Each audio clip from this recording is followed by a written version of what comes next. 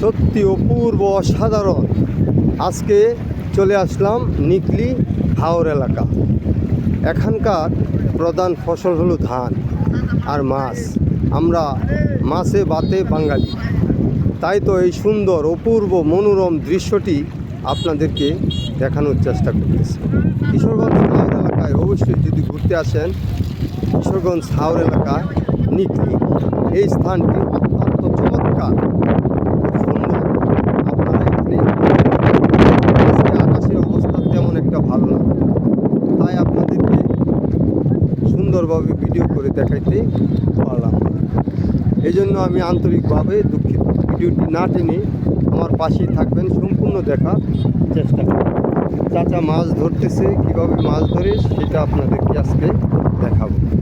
চাচা কিভাবে মাছ ধরে। অত্যন্ত সুন্দর পরিবেশ, আকাশটা মেঘলা মেঘলা, তাই ভিডিও সুন্দরভাবে আপনাদেরকে দেখাইতে পারতেছি না। আপনারা এখানে আসবেন, অবশ্যই আসবেন। এই যে চাচা হাত দেখাচ্ছে, মাছ ধরতেছে। চাচা, আপনি নদীতে জালটা ফেলে আমাদেরকে একটু দেখান,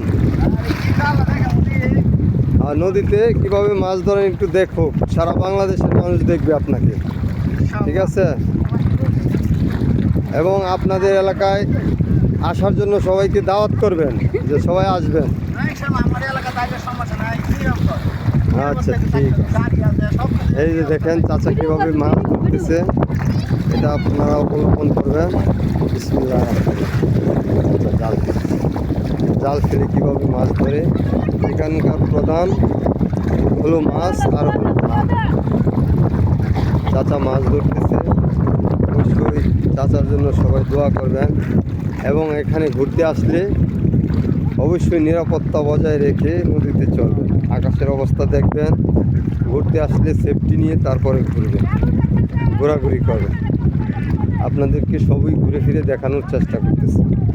এখানকার জায়গা, পরিবেশ অনেক সুন্দর, মনোরম পরিবেশ আপনাদেরকে দেখানোর চেষ্টা করতেছি।